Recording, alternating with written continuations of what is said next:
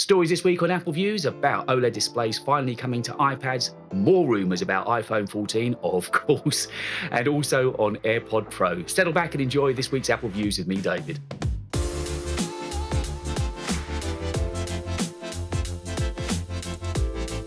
Hi, how you doing? How's your week been? And thank you for joining me on the show this week. Well, if I'm being honest with you, it's been a little bit quiet out on the streets, but I found the best of the Apple news to bring you, and we're going to start off the show this week with a story about live baseball coming to Apple TV Plus this weekend, in a few hours, in fact. So this is a story that I've been covering since Tim Cook donned onto stage last month at Peak Performance and mentioned that Apple were going to be dipping their little tippy toes into live sporting events. They've wanted to do it for a while, and they start this weekend with live baseball. On the TV app, you'll find there's a whole series of games listed on there that are coming up. There are just two this weekend, which are the Mets versus the Nationals and the Astros versus the Angels. I don't know much about baseball, but I'm going to try and give it a go. It comes on TV around about midnight here in the UK. The good news is, if you haven't got yourself an Apple TV Plus subscription yet, Apple are letting you watch the first 12 weeks for free. Of course, there was a long-standing strike between management and players in baseball. That's been put to one side now. So the season is off and running.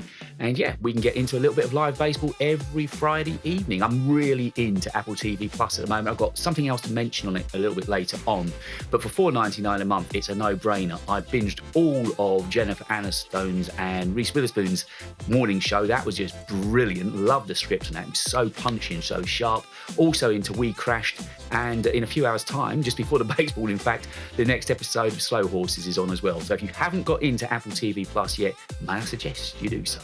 If you're looking to catch up with me this week, on Twitter is a great place to do it, at @DTalkingTech. And almost as if this show was highly produced, I've got Twitter news for you now. This week, Elon Musk became the biggest shareholder in Twitter at 9%, a very important stakeholding in the company that he now has. And he has wanted the edit feature on Twitter for a long, long time.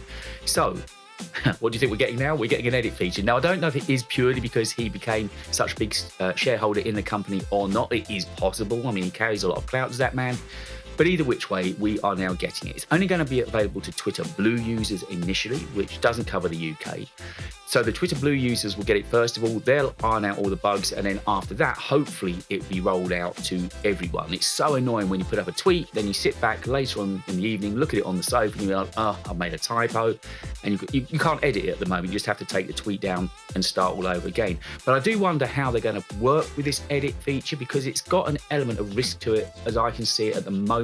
Let's say I've retweeted a quote of yours, and it's gone out, people are liking it and retweeting and retweeting and retweeting, and then you decide to edit that original tweet and say there's something abhorrent in there, racist, political, something I don't agree with, something that doesn't go with my core values. It's not right that my retweets can be posted along with that edited tweet, I don't think. So I don't know what they're going to do about that. Maybe it will be marked as edited or something, and there'll be a sub thread for the edited quote. I don't know, but it needs to be addressed. I'm sure they can do it. Reddit cover it already, I believe. Not a big Reddit user. I need to look into that. But let me know if you are a Twitter Blue user, and I just hope we get that feature sometime in the UK. But yes, Elon Musk, now a big shareholder over at Twitter, and the edit function is coming soon. So this week, Apple released a brand new update to iOS 15, which seems really odd because we're only a few weeks away from 16. But I guess iOS 16, even though it's going to be announced in June at WWDC, I'm certain maybe it won't be until July or August that we get it. So anyway, they've released 15.5 this week in beta version only to developers. And flicking through it, the biggest change I could see was in the Wallet app. Now, if you gift somebody some money with an Apple card, it's going to be in the Wallet app on something called an Apple account card. So it's nice and easy to find, and they're really trying to tidy up that Wallet app. They're using it more and more.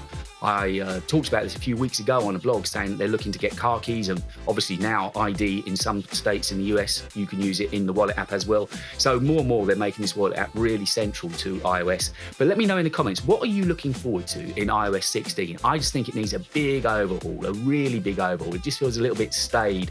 I could do with opening up and finding something really sharp and zingy and fresh, but let me know in the comments what you'd like to see when iOS 16 is announced at WWDC. And next we've got the story about OLED coming to iPad. So OLED displays are coming to iPad. The true deep, dense blacks will be on the display as soon as 2024, and it's all happening over in China. We got news this week that a company over in China called BOE is developing a Gen 8.6 OLED display at their B16 factory over in Sichuan. I hope I pronounced that correctly. They're working on a technology called two-stack tandem, which apparently allows for both increased brightness and longevity. So if you wanted OLED on your iPad, you've not got long to wait. 2024, you should have it. So over here in the UK, we call it Sod's Law. I've waited for ages and ages to treat myself to a pair of AirPods Pro. They turned up last week. I've been loving using them, but they're soon to be cut. That's right. Apple have got a brand new pair coming out in the second half of this year. According to Kuo Ming-shi, the design might well change as well. But unlike with the original AirPods, where you can buy second and third gen side by side, Apple have come up with this term called poor product segmentation. They're only going to have one pair of AirPods Pro for sale. They seem to think it's been messing with people's mind too much, having too many choices to make. So mine are going to be obsolete. The new ones will come in, and we expect to see those on the market sometime later this year. And the next story is for iPhone 10 users. You are now with the rest of us. If you've damaged the Face ID camera on your iPhone 10, no longer do you have to replace the whole handset. As of last week, you can take it into Apple authorized repair centers, and the true depth camera alone can be repaired, which now means that all of the iPhones that use Face ID can be repaired just for the Face ID camera. Still to come on the show this week, rumours about iPhone 14 and more about my favourite gadget of the moment, Apple TV+. But first of all, we're going to talk teenagers. And forgive me for reading a few of these details out to you, but a few weeks ago when I was talking about iMessage and how prevalent it was with teenagers in the US, well, it seems that that's going nowhere. The favouritism toward Apple is not abated in any way, and a massive 87% of US teens already own an iPhone, with a further 87% saying their next smartphone will be an iPhone.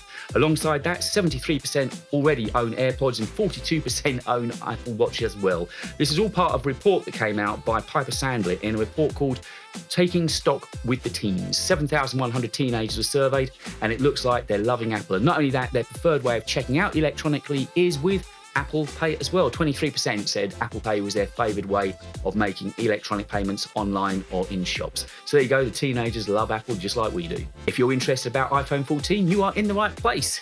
I've got my story, my weekly little top up on iPhone 14. I think we've got a fairly good idea now of how it's going to be looking. Certainly the bump on the back is going to be huge, and that's because they're squeezing in a 48 megapixel camera into the phone this year. And there's a really good leaker over on Twitter called Shrimp Apple Pro. That was the first account that tweeted out about the new pull and punch design that's going to be on the 14 Pro phones.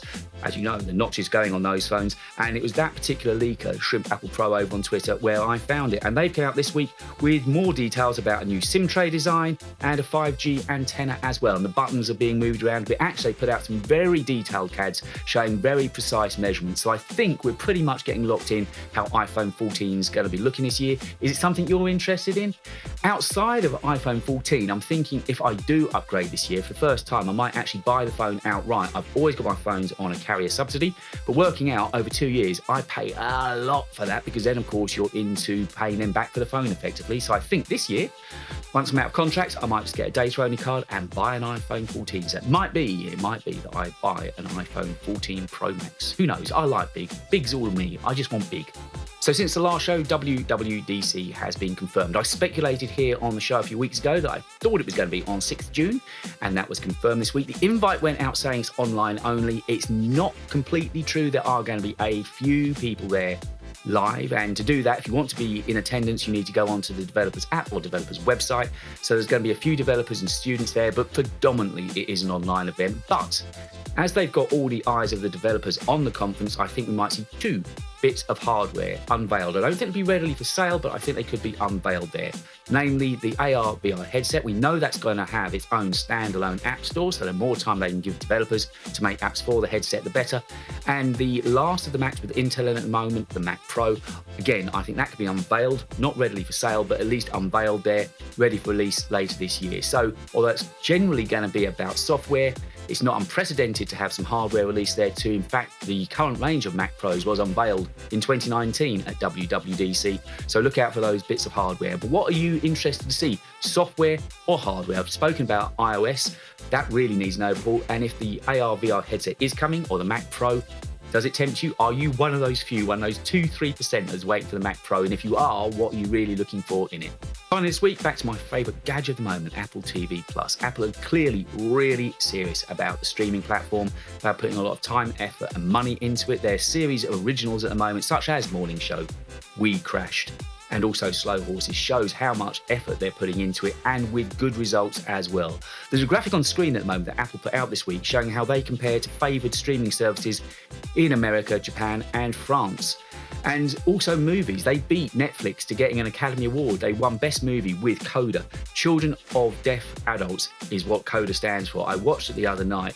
Have some tissues ready. It's a tearjerker. It's such a good film. I thought I'd sit down and maybe watch 10-15 minutes of it because I've got the attention span of a child. But honestly, it's just, I sat there the whole way through. It is a beautiful film. And the way everything is shot, movies and the originals, such as Morning Show, everything looks cinematographic. It just looks beautiful on screen there. Lighting, everything about it is beautiful. It's a real event when you watch Apple TV+. What are your favourites on the platform? Let me know, but I'm loving so much about Apple TV+ at the moment. So much so, in fact, I'm going to stop recording this now, go and sit down in the living room and watch some. Thank you so much for joining me on this week's Apple Views. I hope you enjoyed it. If there's any stories that I've missed, do let me know. Get involved with the show. Don't forget to like, comment and subscribe. Have a great week, and I'll see you on the next one.